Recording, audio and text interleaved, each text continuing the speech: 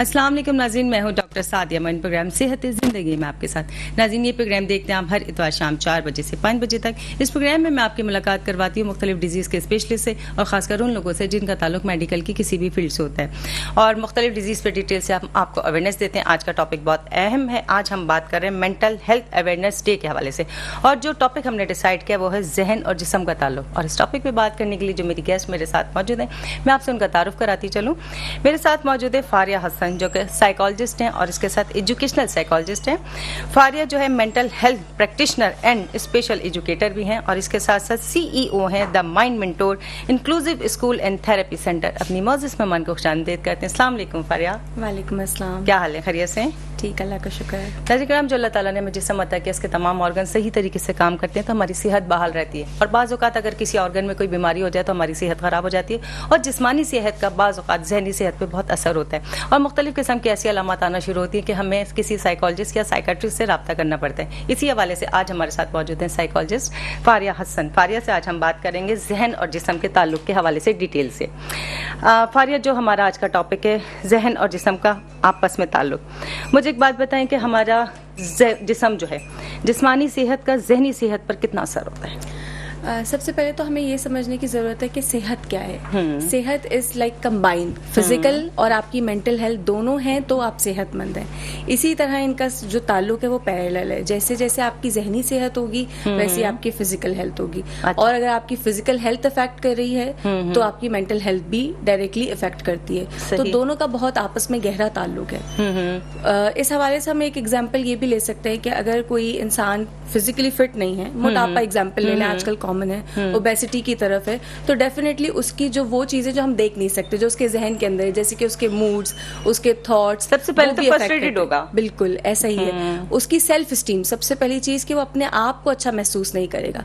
तो इस तरीके से उसकी मेंटल हेल्थ भी खराब होती है। तो दोनों कंडीशंस आपस में साथ चल रही होती हैं। ओके, ठीक है जनाब। नाज़रीन, जिस तरीके से हमें फारिया ने बताया कि अगर जब हमारी जहनी सेहत किसी भी हवाले से डिस्टर्ब हो तो मेंटली सेहत जो है वो ऑटोमेटिकली डिस्टर्ब हो जाती है।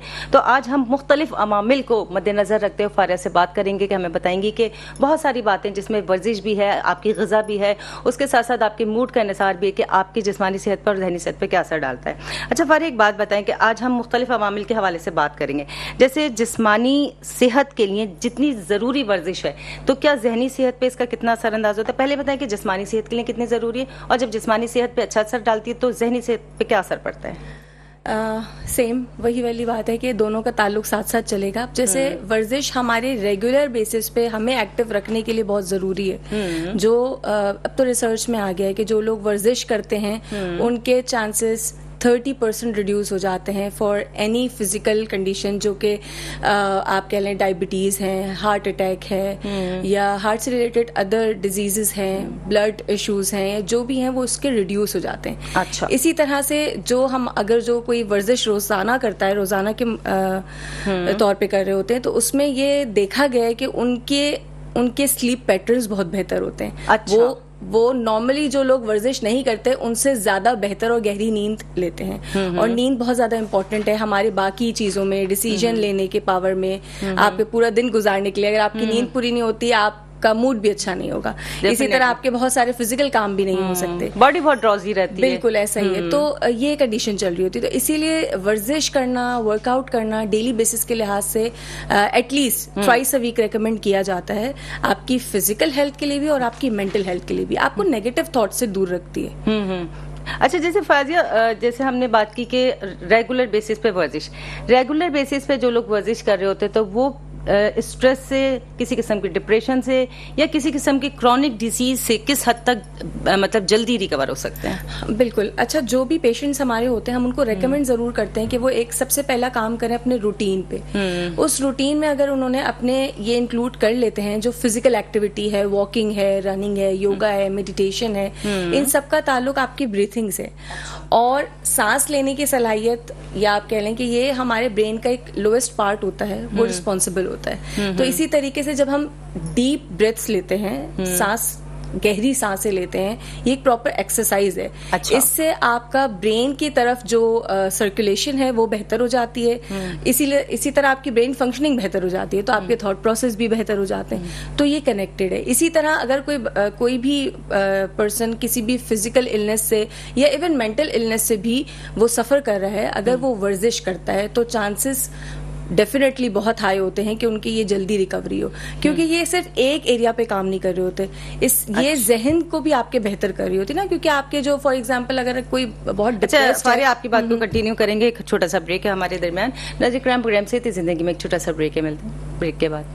वेलकम बैक नाज़रीन, हम आपके साथ मौजूद हैं प्रोग्राम सेहत जिंदगी में, और आज हम बात कर रहे हैं मेंटल हेल्थ अवेयरनेस डे के हवाले से, और जहन और जिस्म का आपस में क्या ताल्लुक है, इस हवाले से मुख्तलिफ अवामिल को मद्देनजर रखते हुए हम आपको डिटेल से अवेयरनेस दे रहे हैं। जी फारिया, आप अपनी जो बात कर रही थी उसे कंप्लीट करें। जी, मैं कंक्लूड करती हूँ कि जिस तरह हम बात कर रहे थे कि जिस्मानी वर्जिश वर्कआउट करने से जिस्म पे कैसा असर होता है, तो आपकी फिजिकल फिटनेस तो होती है, मगर आपका दिमाग और ज़्यादा जो है वो इम्प्रूव करता है, उसकी फंक्शनिंग इम्प्रूव करती है, आपको खुद एतमादी पैदा होती है, सुकून डेवलप होता है, ये सारी चीज़ें भी डेवलप होती हैं, तो जो कि हमारी मेंटल हेल्थ के लिए बहुत ज़्यादा ज़रूरी हैं। इससे हमारा एक वैसे तो 4 हार्मोन्स होते हैं, लेकिन 2 हार्मोन्स जो इम्पोर्टेंट होते हैं फॉर, जिनको हम हार्मोन ऑफ हैप्पीनेस भी कहते हैं, जिसको डोपामीन कहते हैं, और एक एंडोर्फिन्स होता है। वो एंडोर्फिन्स जो है वो रिस्पॉन्सिबल होता है कि सेंस ऑफ रिलीफ, सुकून मिले, तो वर्जिश से वो आपके जिस्म में रिलीज होता है और आपकी जहनी तकवीयत कह लें आप, जहनी कारकर्दगी बेहतर बनाता है। बिल्कुल। ओके ओके, ठीक है। अच्छा देखिए फारिया, बाद वक़्त ऐसा होता है कि हम एक्सरसाइज हो, कोई वॉकिंग कर रहे हो, या हम किसी भी किस्म की कोई एनवायरमेंटल चेंज चाहते हो इन चीज़ों में, तो जो हम वॉकिंग एक्सरसाइज वगैरह अपने घर में या सराउंडिंग्स में कर रहे हैं, वो इसकी बनिस्बत अगर किसी जिम में जाके हम एक्सरसाइज करते हैं या फिर किसी खुली फजा में वॉकिंग करते हैं या एक्सरसाइज करते हैं, तो इन दोनों का असर जो एनवायरमेंटल चेंज का बॉडी और हमारे मूड पे, हमारी जहनी सेहत पे कितना पड़ता है? देखिए, ये तो नेचर है कि हम एक जगह पे ही रहेंगे तो हम स्टक रहेंगे, बहुत सारी चीजें उस वक्त डिस्ट्रैक्शन बन सकती हैं। अगर हम वर्जिश कर रहे हैं एक ऐसे इन्वायरमेंट में जिसमें हम रेगुलर बेसिस पे होते हैं, तो कभी ना कभी चेंजेस जरूरी होते हैं। तो उसके बनिस्बत हाँ, अगर आप एक नेचुरल खुली फिजा में जाके वॉक कर रहे हैं, उसका असर ज्यादा होगा। उस वक्त आप उस डेली बेसिस की चीजों से हटे हुए होंगे। इसी तरह अगर आप फॉर एग्जाम्पल जिम जाके कर रहे हैं, तो वो भी एक स्पेसिफिक टाइम होगा जो आप अपने लिए निकाल रहे हैं, एक कंसंट्रेशन रहती है अपने काम पे। बिल्कुल ऐसा ही है, आप उस स्पेसिफिक एनवायरनमेंट से निकल के अपने लिए कुछ करने जा रहे हैं, तो डेफिनेटली इसका असर जहन पे ज्यादा बेहतर होता है। ठीक है, ठीक है।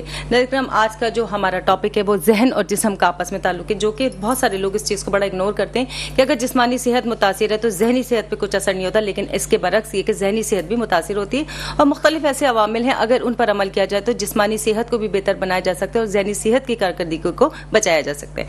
अच्छा, हम चूंकि अब इस हवाले से एक्सरसाइज की हमने बात कर ली, अब ग़िज़ाओं की अगर बात करें, सबसे पहले तो बॉडी ग्रोथ के लिए और उसके बाद मेंटल हेल्थ के लिए कि ग़िज़ाओं का कितना अहम किरदार है, जिस्म के साथ किस तरीके से हमारे दिमाग को मुतासिर करती है। ये भी एक पूरी साइकिल है। फॉर एग्जाम्पल हम बहुत सारा जंक फूड खाते हैं, तो ऑब्वियसली उससे क्या कनेक्शन होगी, ओवरवेट भी हो सकते हैं, ओबेसिटी की तरफ भी जा सकते हैं। जब आप उस तरफ चले गए तो जाहिर सी बात है आपकी सेल्फ स्टीम लो हो जाएगी, आपका कॉर्टिसोल लेवल जो कि एक हार्मोन होता है स्ट्रेस के लिए, वो उसका लेवल हाई हो जाता है। तो सारी चीजें एक साथ कनेक्ट हो गई, उससे आपका मूड खराब रहेगा, आप इरिटेटेड रहेंगे।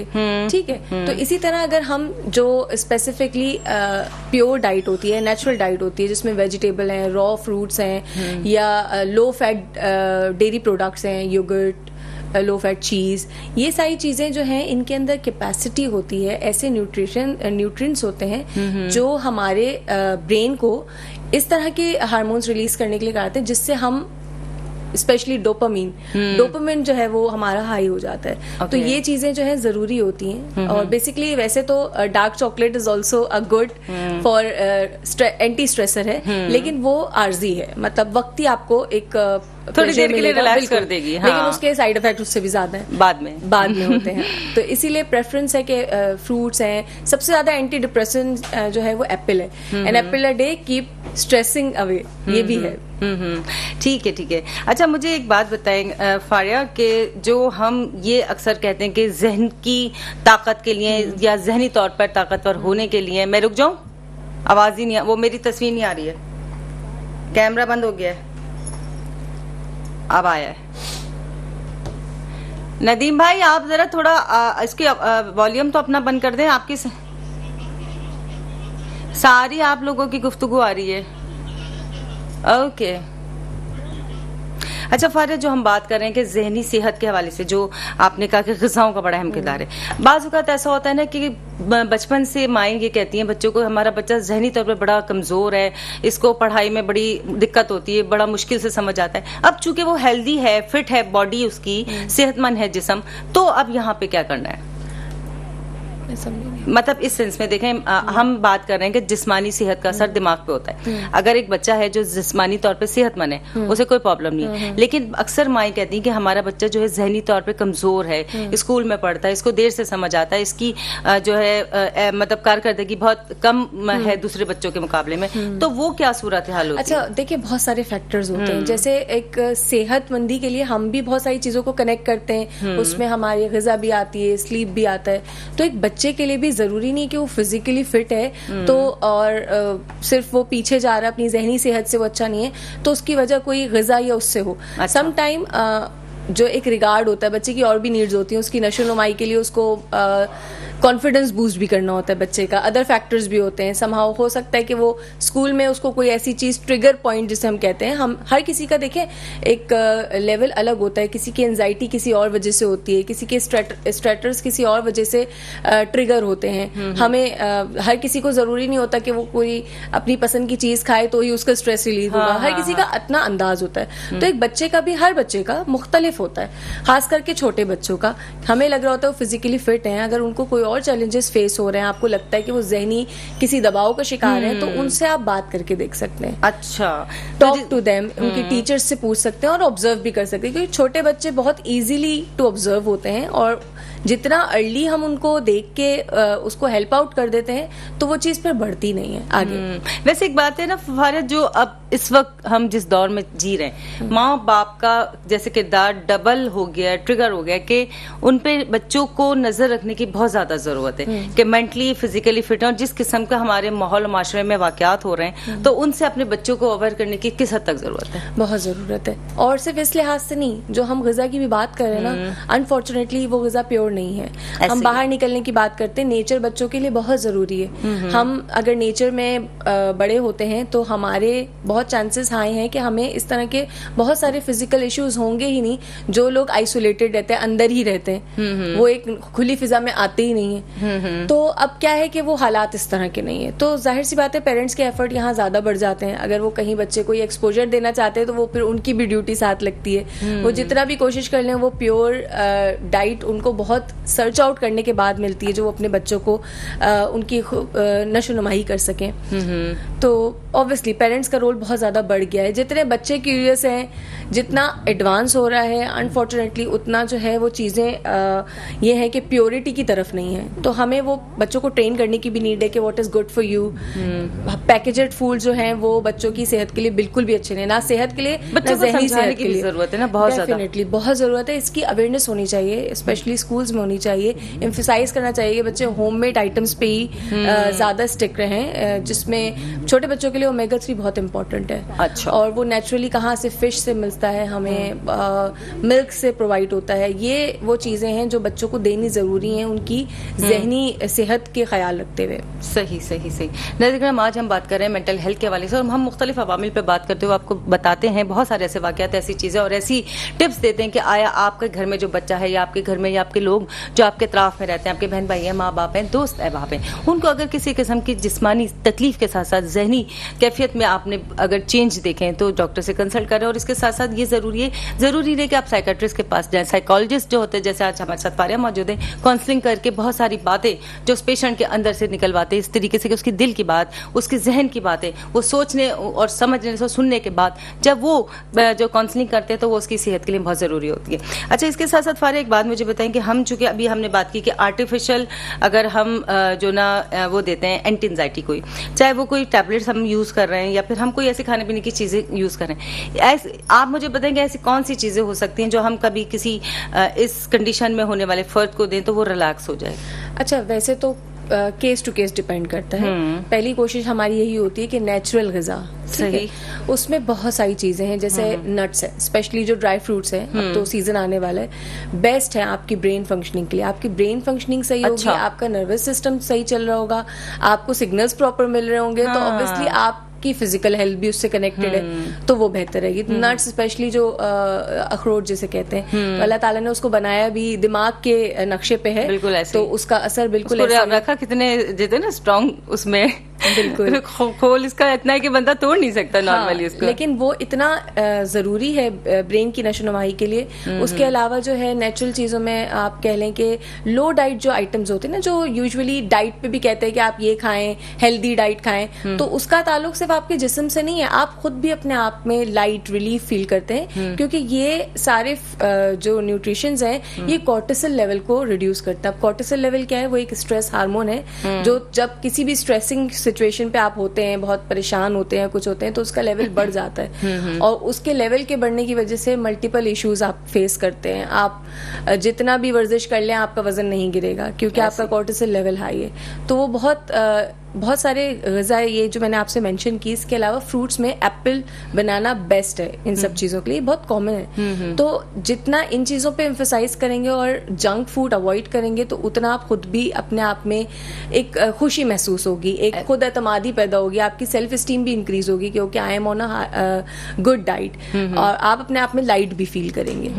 अच्छा फारिया, जो हमने शुरू में एक बात की थी कि अगर किसी शख्स का वेट बहुत ज्यादा है, ओबेसिटी का उसका प्रॉब्लम है, तो चूंकि एक चीज हो चुकी है, वेट बढ़ चुका है, अब चूंकि बीमारी नहीं है, लेकिन मोटापा एक कंटिन्यू रहता है, इतनी आसानी से कम नहीं होता, तो फिर वो मेंटली कितना डिस्टर्ब रहेगा बंदा या बंदी जो भी है?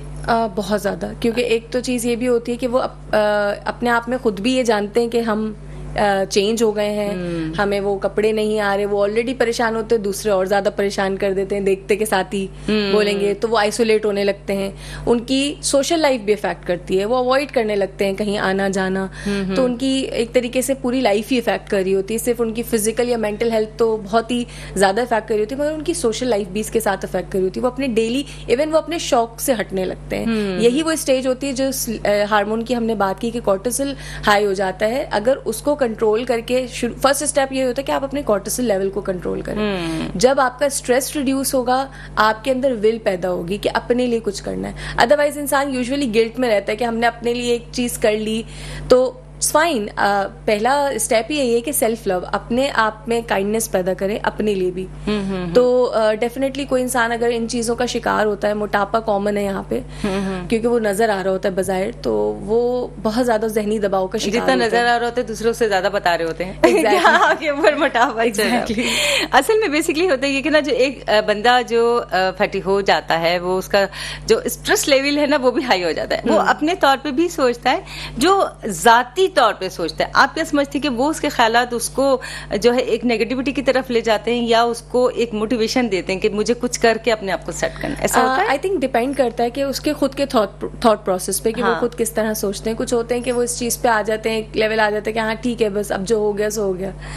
और कुछ होते हैं कि वो उसको लेके मोटिवेट होते हैं कि नहीं, ये मैं नहीं हूँ, this is not my true self, मैं इसको चेंज करूँ। और फिर वो अपने लिए उठते हैं, स्टेप लेते हैं थ्रू हेल्दी डाइट या थ्रू वर्जिश, जिस तरह भी वो अपना चाहें। तो दोनों चीजें होती हैं, इंसान के खुद के थॉट प्रोसेस पे डिपेंड करती हैं। सही। असल में बात ऐसा होता है ना कि हमारी लाइफ में हम बहुत सारी पॉजिटिव बातों से वो चीज हासिल नहीं कर पा रहे होते, जो कि कभी कोई आपको कोई ऐसी बात कह देता है जो नेगेटिव होता है, और नेगेटिव जब आप उसको लेते हैं, और तो वो आपके लिए एक पॉजिटिव लाइफ स्टार्ट हो जाती है कि नहीं, मैंने ये करके दिखाना है। आपने कैसे कहा मैं ये नहीं कर सकता? ऐसा भी होता है ना? बिल्कुल ऐसा ही है। ठीक है जनाब। अच्छा, हम मुख्तलिफ मामले में बात करें। अब नींद का बड़ा अहम किरदार है, चूंकि दिमाग की बात है, बॉडी पे भी और दिमाग पे भी। तो ये नींद का कितना असर होता है हमारी जिस्मानी सेहत पर, और वो ज़हनी सेहत को किस तरीके से कारकर्दगी पे मुतासिर करता है? जो नींद है वो एक बेसिक नीड है हर इंसान की। तो एक इसका ज्यादा होना भी, ज्यादती भी खतरनाक है एक तरीके से, और इसका कम होना भी खतरनाक है। आप एक अडल्ट जो होते हैं उनके लिए ज़रूरी है कि वो 7 से 9 घंटे सोएं। ठीक है, अगर 7 घंटे से कोई कम सोते हैं तो उनके भी चांसेस हाई होते हैं कि उनको आगे जाके हार्ट डिजीजेस के उनके रिस्क फैक्टर्स होते हैं, ब्लड प्रेशर के, इवन डायबिटीज़ के भी जो है वो रिस्क फैक्टर्स हाई होते हैं। सेम अगर कोई इंसान उसकी एक वो हर किसी की वैसे मुख्तलिफ होती है, लेकिन एक आइडियल जो है रेंज वो है 9 hour to 10 hour maximum sleep एक बड़े की। अगर वो उससे एक्सीड करते हैं, पूरे दिन कोई सोता रहता है, तो उसमें भी चांसेस हाई होते हैं कि उनको लेटर ऑन अपनी ओल्ड एजेस में इस तरह के हार्ट डिजीजेस फेस करने पड़े। और इसके बरक्स जो लोग बहुत कम सोते हैं और इसके साथ जैसे मतलब रात भर जाग रहे हैं, भले वो दिन भर सो रहे हैं, वो सेहत हासिल नहीं कर रहे, क्योंकि आपने कहा एक प्रॉपर जो नेचुरल वो है। अच्छा, चलें इस बारे में तो कंटिन्यू बात करेंगे आपसे बाद में। नाज़रीन, प्रोग्राम सेहत जिंदगी में एक छोटा सा ब्रेक मिलते हैं, ब्रेक के बाद वेलकम बैक। नाज़रीन, हम आपके साथ मौजूद हैं प्रोग्राम सेहत जिंदगी में और आज हम जान रहे हैं मेंटल हेल्थ के हवाले से मुख्तलिफ अवामिल को मद्देनजर रखते हुए हम आपको ये बता रहे हैं कि अगर जिस्मानी सेहत मुतासिर होती है तो खुद ब खुद ज़हनी सेहत भी मुतासिर हो जाती है। इस बारे में फारिया से जान लेते हैं कि फारिया, जो लोग रात को प्रॉपर नींद लेते हैं उनकी सेहत और जो लोग रात को नहीं सोते जागते हैं उनकी सेहत में कितना फर्क होता है? देखें, जो सोने का ताल्लुक है ना वो जिस्मानी और आपकी मेंटल हेल्थ दोनों में साथ चलता है। बिल्कुल ऐसे। क्योंकि अगर आपकी नींद प्रॉपर नहीं है, आप रात में प्रॉपर नहीं सोएंगे, ऑब्वियस सी बात है आप सुबह वैसे ना आप डिसीजंस ले सकते हैं, ना आपके अंदर आपका मूड, सबसे पहली चीज तो आपका मूड ही सही नहीं होगा, आप चिड़चिड़े रहेंगे, आपको खुद ही थकावट महसूस हो रही होगी अपने डेली टास्क में। तो इसीलिए, और एक चीज ये भी कि अगर कोई इंसान रात में नहीं सोता है और दिन में सोता है तो ये भी सेहत के लिए अच्छा नहीं है। उसमें उसकी नींद तो पूरी हो जाएगी, मगर एक अल्लाह ताला ने एक निज़ाम बनाया है। तो जो रात की नींद होती है, जो बेसिकली ये एक रिसर्च में भी आ चुका है कि 50% चांसेस हैं कि जो लोग स्लीप डिप्राइव्ड होते हैं, यानी वो प्रॉपर नींद नहीं लेते, तो उनमें एंजाइटी और डिप्रेशन के चांसेस 50% हैं। क्योंकि जाहिर सी बात है, जो ड्यूरिंग द स्लीपिंग हमारा माइंड केमिकल और हार्मोन्स रिलीज कर रहा होता है जो बॉडी की हेल्थ एंड मेंटल हेल्थ के लिए इंपॉर्टेंट है, तो वो कहाँ जाएंगे? वो आपको पता है, जब 3 बजे रात को एक हमारा हार्मोन रिलीज होता है केमिकल के साथ, जब वो अपना काम सही नहीं करता तो वो डे टाइम में एंजाइटी बन जाती है। ठीक है ना? तो जो कुदरत ने अपना टाइम दिया है हमें, रात जब उसने सूरज ग्रुप कर दिया है और बता दिया है कि अब आराम का टाइम हो गया, तो इसका मतलब है कि हमें उस चीज को फॉलो करना चाहिए। हम चूंकि अपनी कुदरती कवानीन से हट चुके तो हमारी सेहत ऑटोमेटिकली डिस्टर्ब हो रही है और माइंड उसके हवाले से बिल्कुल डिस्टर्ब होता जा रहा है। डिसीजन पावर भी उस वक्त लैग करती है, क्योंकि आप उस वक्त प्रेजेंट ही नहीं है, आपका ब्रेन आपके कंट्रोल में ही नहीं है, आप उस वक्त उसकी फंक्शनिंग ही सही नहीं हो रही, उसको सिग्नल्स ही प्रॉपर नहीं मिल रहे, तो वो काम कैसे करेगा? और वो काम नहीं करेगा तो आप काम कैसे? मोबाइल दे दें बच्चे को तो पूरी रात जागेंगे, किताब दे दें मामा नींद आ रही है। बिल्कुल सही है। नाज़रीन, ये सारी बातें करने का मकसद ये होता है कि जो हमने ये 1 घंटे का प्रोग्राम आपके लिए मुरत्तिब दिया ताकि आप जो कुछ इस वक्त हासिल करें वो खुद भी उस पर अमल करें और दूसरों को भी बताएं। और सबसे बड़ी बात क्या है, जिस तरीके से भी हमें फारिया ने भी बताया कि रात की नींद कितनी अहम है, और चूंकि जो लोग कवानीन कुदरत पर अमल करते, रात को सोते हैं, पूरी रात की नींद लेते हैं प्रॉपर, उनकी सेहत बहुत अच्छी रहती है, जिस्मानी भी और जहनी भी।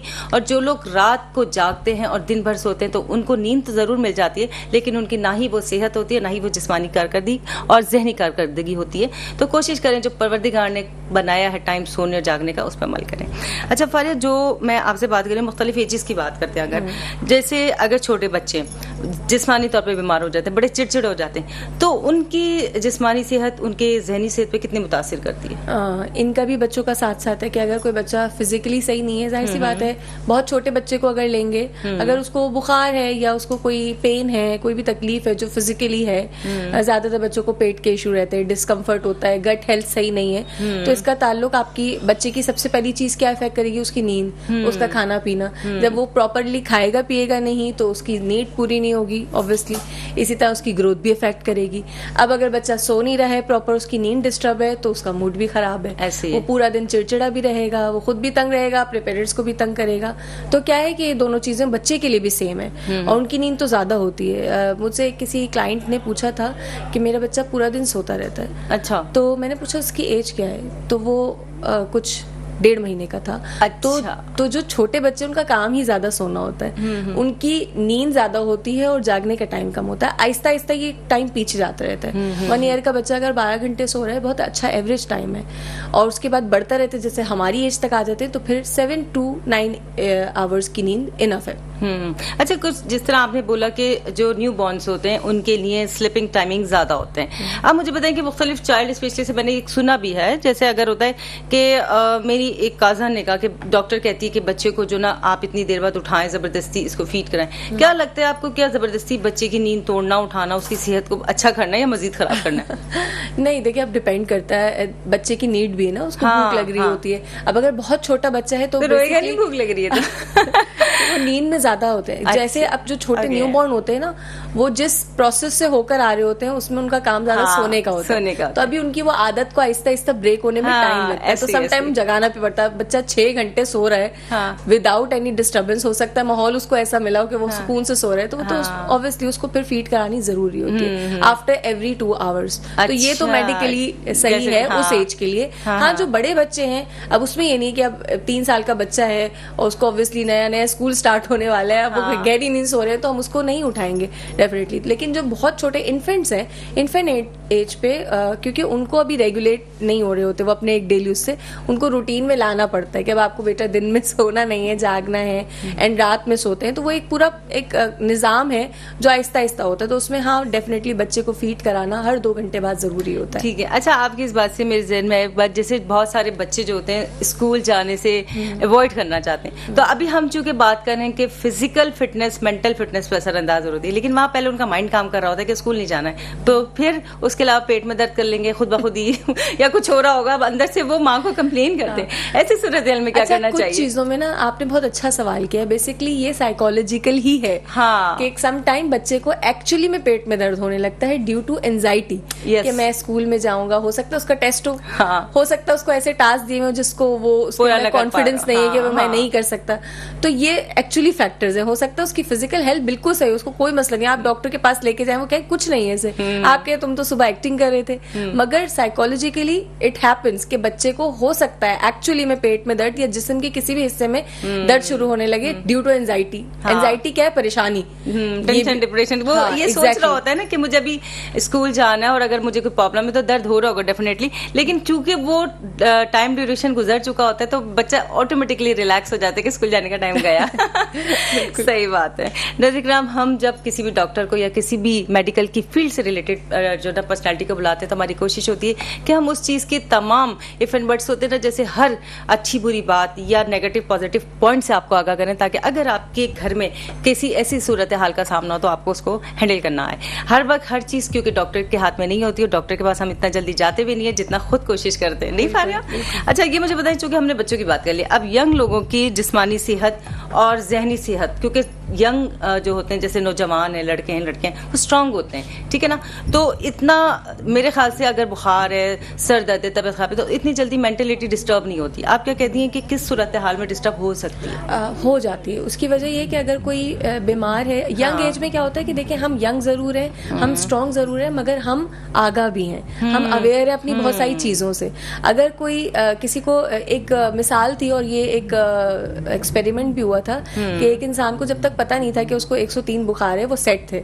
जब उनको पता चल गया कि उनको 103 बुखार है तो वो फिर आराम से लेट गए कि नहीं भाई अब मेरी कोई हिम्मत नहीं है। तो ये क्या है? साइकोलॉजिकल है। ऐसी आपको जब पता चल जाता है या आप इस चीज से अवेयर होते हैं कि हमारे साथ कोई कंडीशन चल रही है फिजिकली, आपके जहन पे भी असर होता है। मल्टीपल आप सोच में होते हैं, आपके थॉट प्रोसेस उस हिसाब से चल रहा होता है, आप डिप्रेस्ड हो जाते हैं कि मुझे ये भी करना था, एंशियस हो जाते हैं, अब सारे काम रुके हुए, तो ऑब्वियसली आपका मूड भी खराब हो जाता है, तो आपकी मेंटल हेल्थ भी खराब हो जाती है। तो दोनों चीजों का ताल्लुक एक दूसरे के साथ है। इवन अडल्ट्स में ज्यादा होता है। अच्छा, बिल्कुल, इसलिए क्योंकि वो अपनी हर चीज से अवेयर है, उनको हम डाइवर्ट नहीं कर सकते। उनको पता है कि ये वजह है। अगर कोई खुदा ना खास्ता कोई ज्यादा फिजिकल ऐसे कोई डिजीज में मुब्तला है जिसका इलाज मुश्किल है कुछ, तो वो डेफिनेटली डिप्रेस्ड हो जाते हैं क्योंकि उनको उन सारी चीजों की मालूमात है, उनको पता है कि ये क्या है और इससे मेरे ऊपर क्या असर हो सकता है।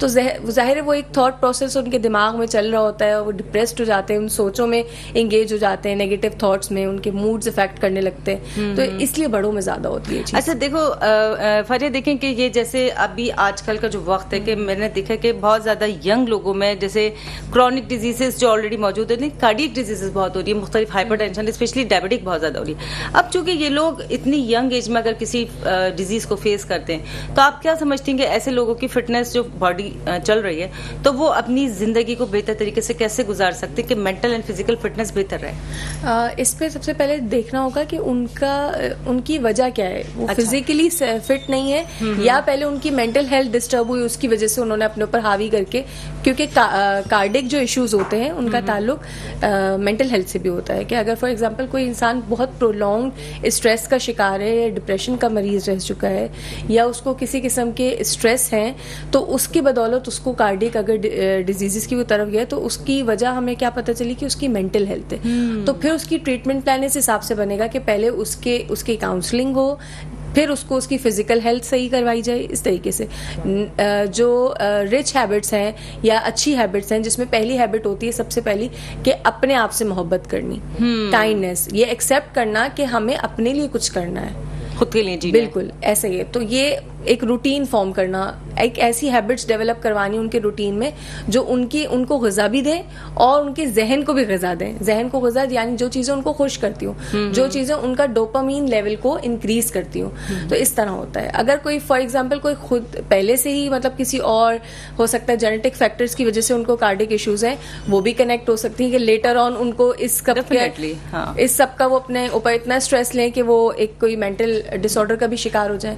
तो दोनों चीजें साथ कनेक्टेड है। अच्छा देखें, जो आपने बात करी कि मॉरिसी की भी बात की, देखिए नॉर्मली हम ये समझते हैं जेनेटिकली अगर किसी डिजीज या डिसऑर्डर्स की बात करते हैं कि फर्स्ट मदर एंड सेकंड हमारे grandfather grand mother side, but जैसे मेरे प्रोग्राम से मुख्तलिफ डॉक्टर्स आते हैं और हम स्टडी करते हैं कि 1 to 7 जीन से भी हमारे कनेक्टेड जो ना हो जाते हैं, हम उस वक्त मुख्तलिफ डिजीज आ सकती हैं कि हम कहें हमारी अम्मा को तो नहीं था, नानी अम्मा को नहीं था, दादी अम्मा को नहीं था, बट ये कहीं ना कहीं हमारी 7 जीन में मौजूद था, तो वो वहां से भी जो है वो ट्रांसफर होकर हमारे अंदर आ जाता है। बिल्कुल ऐसे है ना। अच्छा, मैं एक बात बताऊं कि जिस तरीके से हम बात कर रहे हैं कि यंग्स की हमने बात की, जो यंग लोग हैं वो किसी फिजिकल जो डिसऑर्डर में या डिजीज में मुब्तला हैं, आपको क्या लगता है कि हमें इनकी मेंटल हेल्थ को बरकरार रखने के लिए आया उनको किसी और किसी जगह एंगेज करने की जरूरत है, या मजीद किसी जैसे स्टडी में लगा दिया या फिर किसी ऐसी एक्टिविटी में लगा दिया कि वो अपनी फिजिकल फिटनेस भूल के मेंटल हेल्थ की तरफ आ जाए?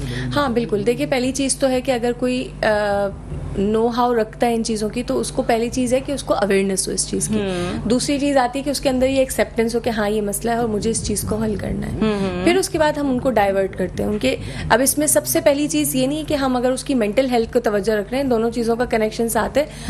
आप फिजिकल एक्टिविटी ही है योगा, बट उसका डायरेक्टली इम्पैक्ट है आपकी मेंटल हेल्थ से। आप बेटर फील करने लगते हैं, आपका मूड बेहतर हो जाता है, आपकी ज़हनी सेहत, इवन जो डिसऑर्डर्स हैं just like depression is very common, वो भी बहुत ज़्यादा कम हो जाता है ड्यू टू योगा, या आप मेडिटेशन कर रहे हैं, डीप ब्रीथिंग एक्सरसाइजेस कर रहे हैं। तो हमारा फर्स्ट स्टेप यही होता है कि उनको किसी फिजिकल एक्टिविटी में एंगेज करें। देखिए, कुदरत का निजाम है ना, हरकत में रहना है। जितनी हरकत में जी बिल्कुल ऐसा ही है, जितनी आप हरकत में रहेंगे, अपने आप को एक्टिव रखेंगे, तो ये एक तरीके से एंटी एजिंग भी है, आप बहुत जल्दी बूढ़े नहीं होंगे। ऐसे ही है बिल्कुल। तो फर्स्ट स्टेप यही होता है कि उनको किसी न किसी फिजिकल एक्टिविटी में एंगेज किया जाए।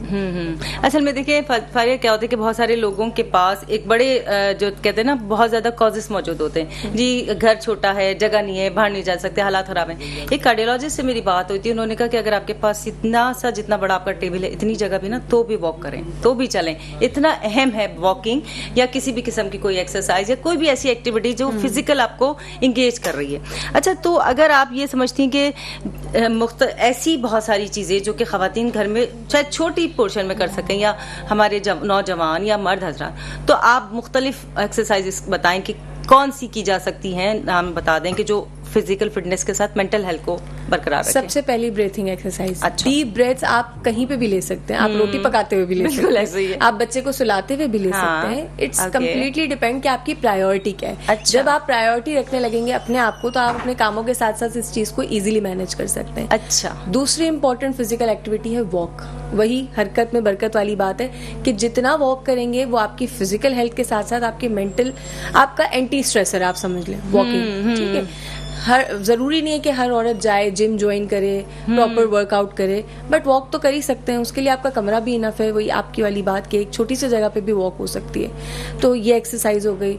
योगा नहीं कर सकते तो मेडिटेट कर सकते हैं। मेडिटेशन क्या है कि आप अपने लिए, मैं कहती हूँ कि 10 मिनट निकाल लें, उसमें आप डीप ब्रीथिंग एक्सरसाइजेस करें, गहरी सांस अंदर लेनी है, जितनी फॉर एग्जांपल आप काउंट कर सकते हैं, जितना आप अंदर ले रहे हैं उससे डबल निकालें। Breathing in and out three times. अगर आप 3 सेकेंड्स काउंट करें इन तो 6 सेकेंड्स काउंट करें आउट। अच्छा, इट्स वेरी गुड एक्सरसाइज। आपके ब्रेन के जो नर्व्स है ना उनको प्रॉपर फंक्शनिंग होने लगती है। अच्छा, तो ऑब्वियसली उसके साथ सारी चीजें कनेक्टेड हैं। आप एनर्जी महसूस करते हैं अपने अंदर कि आप वो काम कर रहे होते थे। मैं तो ये पहले भी करती थी, मगर अब जब से मैं अपनी ब्रीथिंग एक्सरसाइज कर रही हूँ या मैंने योगा स्टार्ट कर दिए तो मुझे अपने अंदर एनर्जी महसूस हो रही है। क्यों?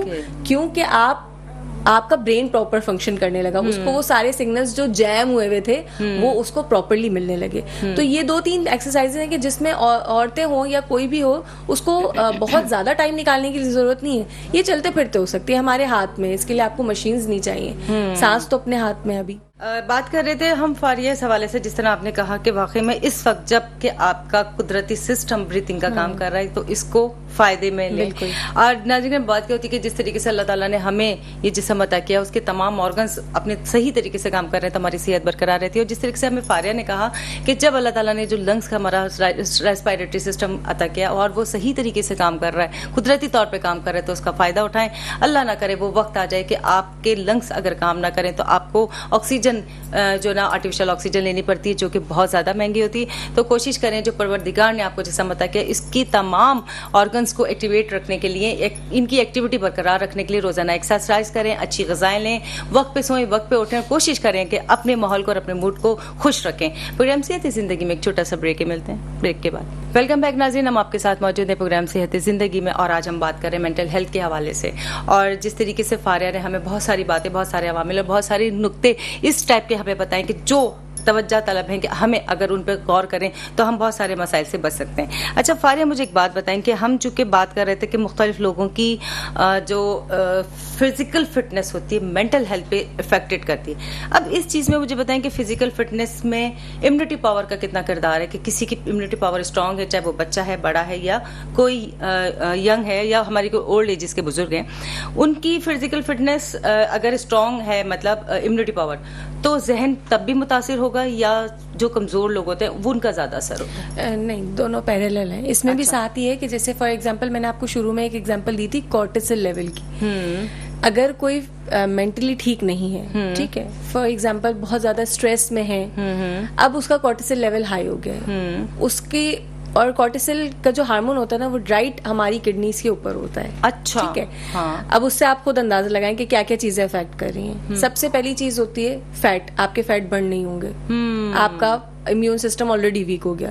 ओके, ठीक है, तो उससे सारी चीज कनेक्टेड हो गई। आपकी फिजिकल हेल्थ खराब हो गई आपके एक स्ट्रेस की वजह से। ठीक है, इसी तरह अगर कोई फिजिकली फिट नहीं है और अगर वो इस चीज में उसकी ग़िज़ा सही नहीं है, वो किसी इस वजह से सही नहीं है कि उसका रूटीन ठीक नहीं है, उसकी स्लीप ठीक नहीं है, तो इसका कनेक्शन भी मेंटल हेल्थ से आ गया कि उन्होंने अपने रूटीन या अपने डेली लाइफ को इस तरीके से उन्होंने बनाया हुआ है लाइफस्टाइल को, जिसकी वजह से उनकी मेंटल हेल्थ अफेक्ट कर रही है। अच्छा, जो आपने कहा कि मुख्तलिफ इम्यूनिटी की बात की, अगर जो हमारे बुजुर्ग हजरात होते हैं उनकी नेचुरली इम्यूनिटी वीक होती जाती है due to the age factor, अब इनको हम जब ये देख रहे होते हैं कि इनकी फिजिकल फिटनेस का मेंटल हेल्थ पे बहुत ज्यादा असर हो रहा है, तो चूंकि वो ओल्ड एज हैं, कुछ ऐसा कर नहीं सकते, तो हमें क्या करना चाहिए कि उनकी सेहत भी बरकरार है, जिस्मानी और जहनी, कि उन्हें कहाँ एंगेज करें, क्या करें? बेसिकली इसीलिए कहा जाता है ना कि बच्चा बूढ़ा बराबर है। ऐसे ही जैसे बच्चे नाजुक होते हैं, ऐसे जो बड़ी एजेस पे चले जाते हैं उनको भी एक्स्ट्रा केयर की नीड होती है। ठीक है, उनको अपनी ऑब्वियसली जो मिडिल एज के होते हैं या उनसे कनेक्टेड जो उनके फैमिली वाले हैं, उनको चाहिए कि जो बड़ी एज के हैं उनको उस लिहाज से ट्रीट करें कि उनकी ऑब्वियसली अब उनकी एक लाइफ जो उन्होंने गुजार ली, ठीक है, अब वो बिल्कुल उस स्टेज पे नहीं है, वो फिजिकली भी वीक हो चुके हैं, बहुत सारी चीजों में वो कर ही नहीं सकते, वो घर पे रहेंगे, उनकी हेल्थ इस काबिल नहीं है या उनको कोई और डिजीजेस भी हो गए, तो इसमें फैमिली सपोर्ट बहुत ज्यादा जरूरी होती है उनकी मेंटल हेल्थ के लिए भी। अब क्या होता है कि बेसिकली कनेक्शन है ना, तो इसीलिए अगर आपकी फिजिकल हेल्थ वीक हो चुकी है, आपका इम्यून सिस्टम वीक हो चुका है, आपका ब्रेन भी प्रॉपर फंक्शन नहीं करेगा। आप वो ग़िज़ा नहीं खा रहे जब आप नौजवान थे, आप तब वो आपकी ग़िज़ा थी, आपकी ग़िज़ा भी कम हो गई, तो आपका ब्रेन प्रॉपर फंक्शनिंग नहीं कर रहा, तो आपकी मेंटल हेल्थ भी इफेक्ट की, इवन आपकी थिंकिंग पावर भी जो है एक बुजुर्ग ऑब्वियसली उसकी बात कोई ज्यादा इतना सीरियस क्यों नहीं लेते, क्यों? क्योंकि हमें पता है कि वो भाई बुजुर्ग हैं, छोड़ दें आप उनको। क्यों? क्योंकि उनकी वो कैपेसिटी नहीं है अब। तो इसमें फैमिली सपोर्ट बहुत ज्यादा जरूरी होती है कि वो उनको उस एनवायरनमेंट में रखें, नेचुरल एनवायरनमेंट में, या उनको एक ईज दें, उनको एक लव रिगार्ड दें। वो भी एक नीड होती है ना उनके भी, ताकि जो हैप्पी हार्मोन्स है हमारे, उनके पास तो कुछ टाइम स्पेंड करो, वो भी उन लोगों को बहुत अच्छा लगता है। बुजुर्ग मेरे साथ मेरे बच्चे बैठे हुए हैं। एग्जैक्टली। अब जैसे डोपामीन लेवल हम एक नौजवान के लिए कुछ और होता है, एक बड़े के लिए वो लव भी हो सकता है उनका, कि उससे उनको एक ऐसी खुशी महसूस होती हो, एक सेंस ऑफ रिलीफ महसूस होता हो, जिससे वो बेहतर महसूस करते हैं। तो ये उनकी मेंटल हेल्थ के लिए जरूरी है। अच्छा, आपने जहाँ ये बात की कि हमारे जो घर के बुजुर्ग हजरात हैं, बहुत सारे हमारे आप देख रही है पाकिस्तान में, स्पेशली कराची में ओल्ड एज होम बनते जा रहे हैं। आपको क्या लगता है कि वक्त की जरूरत इसको बढ़ाना या कम करना है? क्योंकि हम चूंकि मुस्लिम हैं, हमारे तो मतलब घरों में बुजुर्गों का साया जो बरकत का बाइस है, उनकी दुआएं हमारे लिए कीमती। आप इस हवाले से भी हमारी ऑडियंस को भी बताएं कि माँ बाप का साया या हमारे घर के जो भी बुजुर्ग हैं वो कितना जरूरी है कि वो आपके साथ रहें। क्योंकि बेसिकली क्या होती है बात के, जगह नशोनुमा की बात करें या परवरिश की बात करें, इंटरनेट से बहुत सारी चीजें मिल जाती हैं, परवरिश घर के बड़े ही करते हैं। क्या कहती है इस बारे में? बिल्कुल आपकी बात ठीक है, लेकिन अनफॉर्चुनेटली वेस्ट का कल्चर इतना ज्यादा हावी हो चुका है लोगों पे, उनको लगता है कि हम वो फॉलो नहीं करेंगे तो हम सोसाइटी में नहीं रह सकते। तो क्या होता है कि जो चीजें होती है आहिस्ता आहिस्ता अनफॉर्चुनेटली लोग अडॉप्ट करें, इसीलिए ये कल्चर बढ़ता जा रहा है। ये हमारा कल्चर नहीं है, ना हमारा रिलीजन कहता है। तो जाहिर सी बात है, अब ये इसका जो नीड है वो इसलिए बढ़ती भी जा रही है क्योंकि बच्चे एक्सेप्ट नहीं करते हैं पेरेंट्स को। एक सर्टेन टाइम पे उनको लगता है कि उनकी प्राइवेसी इन्वेड कर रही है, हमारे पेरेंट्स हमारी मेंटल हेल्थ खराब कर रहे हैं। इस तरह की स्टेटमेंट्स होती हैं, ऐसे क्लाइंट्स आए हैं। अब इसमें देखें दो राय हैं। एक पहली ये कि जनरेशनल गैप है, बेशक है, मगर हर उसका एक बैलेंस लेके चलना होता है। फॉर एग्जाम्पल कोई एक बूढ़ा है घर का, तो अगर उनके बच्चे उनको अंडरस्टैंड नहीं करेंगे तो डेफिनेटली कौन करेगा? और अगर बच्चे की कोई नीड है, उसकी भी अपनी बात सही है, हमारे ऊपर इस तरह से स्ट्रिक्ट पेरेंटिंग हुई है और वो हमारे लिए तो कुछ मुहैया नहीं करते थे, तो अब हम क्यों, एक वो बात होती है। तो उसमें पेरेंट्स का रोल आता है कि वो अपने बच्चों को उठाएं ही ऐसा, उनकी परवरिश ही ऐसी करें कि हर नीड बच्चे की पूरी करने की नहीं होती है। बिल्कुल ऐसे ही है। आजकल मैं छोटे छोटे बच्चे को सुन रही होती हूँ, हम डिप्रेस्ड हैं, क्यों? मेरा आईफोन टूट गया। ये उनकी नीड नहीं है भाई, आप उनको मुहैया कर रहे हैं, वो ये लेके नहीं आए थे दुनिया में, हमने उनको दिया है। वो ना मैं खाना खिलाने के लिए सबसे पहले वही मोबाइल दिखाती है, बच्चा खाना खा ले। डेफिनेटली। और ये मैं आपको बताऊं, ये बहुत बड़ी ज्यादती है बच्चे के साथ। अभी एक रिसर्च में ही आया है कि जो बच्चे फोन देख के या टीवी देख के कुछ खा रहे होते हैं, तो ये साइकोलॉजिकल फैक्टर है कि वो उनके पेट में तो जा रहे हैं, वो ग़िज़ा तो जा रही है, लेकिन वो उन पे असर नहीं करेगी।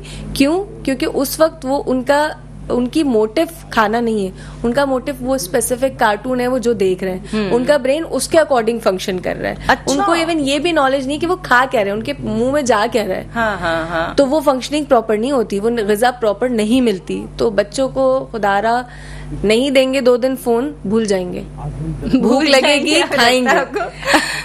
देखिए, भूख एक नेचुरल चीज है। हाँ। फोन अल्लाह ताला ने नेचुरली हमें नहीं दी हुई नीड, वो हमने बना लिए नीड। हाँ, ठीक है ना? कितने दिन भूखा रहेगा बच्चा? हाँ। रात में भी अगर आप एक दिन में नहीं दे रहे कि भाई ये तो फोन के बगैर नहीं खाता, रात में खा लेगा। ट्राई करना पड़ता है, एफर्ट करने पड़ते हैं, ऐसे ही है, ठीक है ना? फिर बेचारे फोन को ब्लेम नहीं कर सकते हम, इसमें थोड़ा सा हमें भी अपना दिल और वक्त देना पड़ता है बच्चों को, अगर हम उनकी बेहतर मेंटल हेल्थ चाहते हैं। अच्छा, ऐसे ज़हनी सेहत से मुतासिर जो लोग होते हैं, जो फिजिकली भी डिस्टर्ब है, मेंटली भी डिस्टर्ब है, तो उनकी लाइफ को हम कैसे बेहतर तरीके से गुजारने में उनकी मदद कर सकते हैं? हम ऐसे मदद कर सकते हैं कि वैसे तो अनफॉर्चुनेटली सोसाइटी में किसी के पास इतना टाइम है नहीं कि वो किसी की हेल्प करे। हाँ। लेकिन सम टाइम हम इतना अवेयरनेस तो दे ही सकते हैं कि इंसान खुद अपने लिए नीड फील करे कि यार मैं फिजिकली ठीक नहीं हूँ, चले मैं उसका ट्रीटमेंट ले रहा हूँ, मैं अपनी मेंटल हेल्थ का क्या करूँ? I don't have any friend to talk, या मेरी फैमिली नहीं है इतनी सपोर्टिव, तो इट्स कम्प्लीटली फाइन कि आप एक प्रोफेशनल हेल्प लें। साइकोलॉजिस्ट इसीलिए बनते हैं, हम आपकी दिमाग या आपकी जहनी सेहत का ख्याल रखने के लिए बैठे हुए हैं, आपको काउंसिल करने के लिए। और सम टाइम पेशेंट को हम इस लेवल पे ले आते हैं कि वो अपना खुद एक सेल्फ साइकोलॉजिस्ट बन जाता है। कैसे? जब उसको अपनी सेल्फ अवेयरनेस हो गई तो उससे बेहतर उसका डॉक्टर कोई नहीं है। सही बात है, हकीकत है। और आजकल ऐसा नहीं कि फर्क है, हम जिस माहौल में रह रहे हैं, जिस माशरे में, जिस वक्त में, कि हर चीज हमें मुहैया है, कि इंटरनेट भी है और सोशल मीडिया भी है, उसके साथ यूट्यूब भी है, हर चीज आप ठक ठक ठक अपनी मर्जी और अपनी कंडीशन के हिसाब से चेक कर सकते हैं। लोगों में इतनी अवेयरनेस, उसके बावजूद बहुत सारे लोग बहुत सारी चीज इग्नोर करते हैं। वो बीमारी अगर जिस्म में मौजूद है तो कुछ की कुछ बन जाती है, फिर जब पता चलता है ये चीज मौजूद है तो वो और ज्यादा स्ट्रेस लेवल बढ़ जाता है। हाँ हाँ, तो इस हवाले से लोगों को एडवाइस करें कि वो खुद अगर अपने अंदर कोई फिजिकली डिस्टर्बेंस देखते हैं तो फौरन उसको अवेयर होने की जरूरत है, ताकि वो आपके मेंटल डिस्टर्बेंस का बाइस ना बने। बिल्कुल ऐसा ही है। देखिए, आप सेहत जो है ना, वो सिर्फ सेहत देखने वाली सेहत नहीं है, वो आपकी मेंटल हेल्थ भी आपकी सेहत ही है बेसिकली, क्योंकि आपकी जब तक फिजिकल हेल्थ है साथ, आपकी मेंटल हेल्थ भी साथ साथ काम करेगी। ये बिल्कुल ऐसे है कि हम असल में इग्नोर इतना कर देते हैं ना। अब आपको आपकी रिपोर्ट में आ गया कि आप डायबिटीज के मरीज हैं और आप जो है डायबिटिक हैं, अब आप शुगर अवॉइड करें। तो अब आपको दिख रहा है कि मुझे जो है वो मीठा नहीं खाना, लेकिन अब आपको ये भी पता है कि वो स्पेसिफिक चीज या वो स्पेसिफिक पर्सन या वो स्पेसिफिक जगह या सिचुएशन मेरे जहन पे गहरा असर डाल रही है, हम वो अवॉइड क्यों नहीं करते? हमें उसको अवॉइड करना है। इसी तरह जिस तरह हम अपनी ग़िज़ा को या हम अपनी फिजिकल हेल्थ के लिए, ये मेरी सेहत के लिए अच्छा नहीं है, मुझे डॉक्टर ने मना किया है, तो जहन की भी तो कुछ नीड्स है ना। अगर आपको लगता है कि कोई चीज आपको ट्रिगर कर रही है, स्पेसिफिक इंसान भी कर रहा है, अगर आपको पता है ये चीज, तो आप अपने साथ क्यों ज्यादती करते हैं अपने जहन के साथ? आपको चाहिए आप अवॉइड करें, ट्रिगर्स को अपने अवॉइड करें। और अगर चीजें आपके हाथ से निकल चुकी हैं तो प्रोफेशनल हेल्प लेने में कोई दिक्कत नहीं है। बिल्कुल ऐसे प्रोफेशनल हेल्प लेना इतना जरूरी है। जैसे लोग नॉर्मली, लोगों में एक मिसकॉन्सेप्ट है कि अगर हम किसी साइकोलॉजिस्ट या साइकाट्रिस्ट के पास जाएंगे तो हम नफ्सियाती मरीज ही हैं तो जाएंगे। ऐसा नहीं है, जबकि काउंसलिंग करना साइकाट्रिस्ट से हो चाहे साइकोलॉजिस्ट से हो, बाहर के ममालिक में तो एक नॉर्मल रूटीन है उनका कि अगर जरा सा भी कोई प्रॉब्लम होता है फौरन वो साइकाट्रिस्ट से रब्ता करते हैं, साइकोलॉजिस्ट से कहते हैं कि आया उनका प्रॉब्लम ठीक हो जाए। जबकि हमारे माशरे में होता है कि शायद नफ्सियाती मरीज है तो ही गया है उसके। ये तो हकीकत है, ये मिसकंसेप्शन है। और ये आप इतना बड़ा देख लेना कि यहाँ पे हमारे स्कूल्स में बच्चों की, जो हम इश्यूज पे अभी बात कर रहे थे, बाहर के ममालिक में हर स्कूल में एक चाइल्ड काउंसलर होता है जो बच्चों के मसलों पे बात करते हैं, उनको वो ऐसा क्यों महसूस कर रहे थे, या वो इतने दिन से एब्सेंट क्यों हो रहे थे, या वो एब्सेंट नहीं है, प्रेजेंट है, लेकिन हमें वो लग रहा है वो क्लास में प्रेजेंट नहीं है, कुछ हुआ है क्या, बच्चे को बुली किया, उसकी मेंटल हेल्थ का ख्याल रखा जा रहा है। मगर अनफॉर्चुनेटली यहाँ पे तो कोई इस तरह का निजाम नहीं है, होना चाहिए। इसी तरह बड़ों में भी है कि ऑफिस में, हमारे यहाँ पे रोजानी है, मगर बाहर के ममालिक में HR डिपार्टमेंट में एक साइकोलॉजिस्ट लाजमी होता है। अच्छा, बिल्कुल बिल्कुल होता है। उसकी वजह ये है कि अगर आपकी टीम है, कोई एक सर्टेन जगह पे काम कर रही है, हॉस्पिटल में, मेडिकल फील्ड में, कहीं पे भी, अगर वो खुद स्टेबल नहीं है मेंटली, तो वो कैसे ट्रीट करेगा? या अगर वो मेंटली स्टेबल नहीं है, वो उस कंपनी में काम कैसे करेगा? तो एक बंदा ऐसा जरूर होता है जो उनके मसाइल को हल करने के लिए, उनको सुनने के लिए बैठा हुआ है। स्पेशली खवातीन में ये कहा जाता है कि खवातीन को की बात सिर्फ सुन लेते हैं ना, तो ही उनका मसला आधा हल हो जाता है। ऐसे ही, बिल्कुल ऐसे ही। असल में बहुत सारी बातें ऐसी होती है जो कि हम कुछ पॉइंट्स होते हैं जो अपने इनसाइड फील कर रहे होते हैं कि अगर ये मैं किसी से कह दूं, डिस्कस कर लूं, तो शायद ये स्ट्रेस लेवल पर जाने से पहले खत्म हो जाए।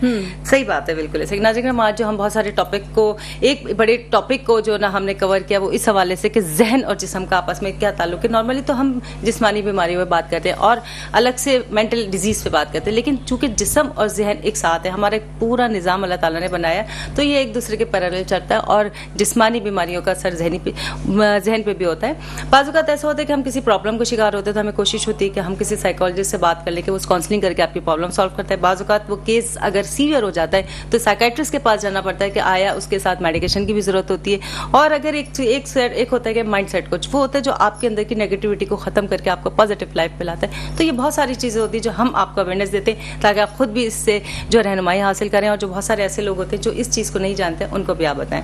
अच्छा फारिया, प्रोग्राम का टाइम अख्ताम की तरफ जा रहा है आहिस्ता आहिस्ता। मुझे कुछ मैसेजेस ऐसे जो कि हमारी आवाम की अवेयरनेस के लिए इंपॉर्टेंट हो कि किस तरीके से अपने आप को फिजिकली और मेंटली फिट रखना है। सबसे पहले यही कि आप प्रायोरिटी दें हेल्थ को। अगर आप हेल्थ को प्रायोरिटी देंगे तो आपको खुद ही पता चल जाएगा कि हेल्थ सिर्फ फिजिकल नहीं है, आपकी मेंटल भी है। आजकल जो हमारे डिजीजेस चल रहे हैं, अगर हम थोड़े साल पहले ही जाएं, कोविड का जब दौर था, तो आपको याद होगा कि वो सिर्फ एक कोविड अगर किसी को हो भी रहा था तो वो उसकी फैमिली पे, उसके जहनों पे कैसा असर छोड़ के जा रहा था। ठीक है, तो इसी तरह से अब जो अभी एक नेचुरली हम एक एनवायरनमेंट में है, एक रूटीन में है, उसमें अगर हमें महसूस हो रहा है कि हमारी फिजिकल हेल्थ, वो तो हमें दिख जाती है। आपको अगर अपने माइंड में भी अगर आपको लग रहा है मेरी कैपेसिटी से बाहर है, या मैं बहुत ज्यादा स्ट्रेस ले रही हूँ, या मैं बहुत ज्यादा सोच रही हूँ, या मुझे नींद क्यों नहीं आ रही है, कोई प्रॉब्लम है, टॉक टू द पर्सन जो कि राइट हो। पहले तो आप फाइंड आउट करें कि अगर आपका कोई फ्रेंड है, फैमिली है, नहीं है, आपको वो चीज लगती है, अगर आपको डर लगता है कि हम जज किए जाएंगे एंड ऑल, तो आप प्रोफेशनल हेल्प लें। साइकोलॉजिस्ट बैठे हुए हैं और कराची में बेस्ट साइकोलॉजिस्ट अवेलेबल है।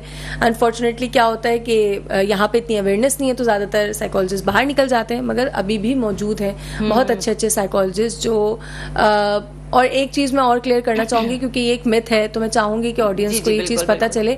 जो साइकोलॉजिस्ट के पास जाते हैं ना, ये सोच के कि हम नफ्सियाती हैं, ऐसा नहीं है। नफ्सियात इज बेसिकली आपकी वो चीजें होती हैं जो फिजिकली नजर नहीं आ रही होती, जैसे आपके मूड हैं, आपके थॉट प्रोसेस है, आपकी रीजनिंग है, आपकी डिसीजन मेकिंग पावर है, ये नजर नहीं आ रही होती। तो इनके भी एक डॉक्टर होते हैं जो हम हैं, साइकोलॉजिस्ट, ठीक है। तो हमारे भी कुछ रूल्स होते हैं। वो ये रूल होते हैं कि अगर कोई हमारा पेशेंट आता है तो हम उसकी इंफॉर्मेशन, ऑब्वियसली वो कॉन्फिडेंशियल होती है। इवन जरूरी नहीं होता कि आपकी काउंसलिंग एक कमरे में ही बैठ के हो। If you are comfortable in any place, आपकी थेरेपी वहां पे भी हो सकती है, ठीक है। तो ये चीजें अगर कोई सोच रहा होता है कि हमें लेबल कर दिया जाएगा कि हम नफ्सियाती हैं या कुछ, हर किसी के पास फेजेस आते हैं, बट इट्स लाइक कि आप अपनी सेल्फ एक्सेप्टेंस को जल्दी कर लें और उस चीज को आगे बढ़ने ना दें, क्योंकि क्या होता है, जनरेशन टू जनरेशन चलता है। आप स्ट्रेस आउट हैं, आप इवन मैंने देखी है कि पोस्टपार्टम डिप्रेशन की मदर्स अपने गुस्से बच्चों पे निकालती हैं। हाँ। फिर क्या होता है, वो बच्चे ट्रॉमेटाइज हो जाते हैं, वो बड़े होके ये सोचते हैं हमें पेरेंटिंग सही नहीं मिली, फिर वो अपने बच्चों में ये चीज जैसा उन्होंने देखा होता है, तो ये एक जनरेशनल ट्रॉमा चल रहा होता है। तो उसको खुदारा ब्रेक करें। अगर आपको ऐसी चीज कोई महसूस होती है अपने लिए या इवन अपने इर्द गिर्द किसी को, आप उनको गाइड करें, आप उनको काउंसिल करें कि तुम करके देखो, अपने लिए करके देखो। उनको लेबल ना करें कि तुम मुझे नफ्सियाती लग रहे हो, ये एक नामुनासिब सी स्टेटमेंट होती है। आप उनको काउंसिल खुद भी कर सकते हैं एज अ फ्रेंड, कि अगर तुम ऐसा लगता है तुम उनसे बात करके देख सकती हो। बहुत सारे मसले ऐसे भी हल हो जाते हैं। इन केस चीजें हाथ से या हद से बाहर चली गई हैं, तो फिर आप प्रोफेशनल हेल्प लें लाजमी। जैसे आप डॉक्टर के पास जाते हैं अपनी फिजिकल हेल्थ के लिए, अपनी जहन का, अपनी सेहत का, दिमागी सेहत का खास करके ख्याल रखें। अच्छा देखिए फारिया, बहुत सारे लोगों के जहन में ये बात होती है कि हम डॉक्टर के पास जाएंगे, साइकोलॉजिस्ट है वो तो चले काउंसलिंग करेगा, साइकाट्रिस्ट के पास जाएंगे तो वो हमें मेडिकेशन करेगा और वो हमें दिन रात सुलाएगा और हमारी ये normal routine, normal life disturb हो जाएगी। मतलब हम कोई पागल थोड़ी जो साइकाट्रिस्ट के पास जाए। तो उस हवाले से क्या कहते हैं कि लोगों में ये होना चाहिए ना कि भाई अगर आपकी काउंसलिंग से मतलब नहीं लगता ट्रीटमेंट कंप्लीट हुई, तो आपको साइकाट्रिस्ट के पास अगर जाना है, तो वो उस खौफ को, उस फियर को कैसे दूर किया जा सकता है? देखिए, पहले तो ये मिथ को क्लियर करना चाहिए कि होता क्या है कि देखिए, साइकोलॉजिस्ट, साइकेट्रिस्ट हैं एक ही फील्ड के, बिल्कुल ऐसे। कुछ एक फर्क है, वो माइनर सा फर्क ये है कि देखिए कोई केस, फॉर एग्जांपल मैं एक साइकोलॉजिस्ट हूँ, मेरे पास एक केस आता है, एक डिप्रेस्ड इंसान है। अब उसका डिप्रेशन की हिस्ट्री मुझे ये बताती है कि वो ऐसे हल नहीं हो सकता कि मैं उसकी ट्रीटमेंट करूँ, उसको फिजिकल एक्टिविटी में लगाऊं या उसके सेशंस कंडक्ट करूँ, उसको मेडिकेशन की जरूरत है क्योंकि उसकी ब्रेन फंक्शनिंग प्रॉपर नहीं है, तो ऑब्वियसली उसको साइकेट्रिस्ट या न्यूरोलॉजिस्ट प्रिस्क्राइब करेंगे मेडिसिन, क्योंकि दिमाग तक बात चली गई है ना। अब फॉर एग्जांपल उनके पास भी कोई पेशेंट जाता है और वो कहता है मुझे ये मसले हैं, अगर किसी साइकोलॉजिस्ट या न्यूरोलॉजिस्ट को लगता है कि ये मसला सिर्फ साइकोलॉजिकल है और इसकी ट्रीटमेंट थ्रू सेशंस हो सकती है, तो वो हमारे पास डाइवर्ट कर देते हैं। तो इट्स नॉट लाइक कि हर चीज में जरूरी है मेडिसिन कि जरूर अपनी नीड के हिसाब से। ठीक है जनाब फारिया, हमारे प्रोग्राम का टाइम खत्म हो गया। आपके अमल का बहुत शुक्रिया और बहुत अच्छे से आपने बड़ी डिटेल से और सादे अल्फाजों में हमारी आवाम को बताया।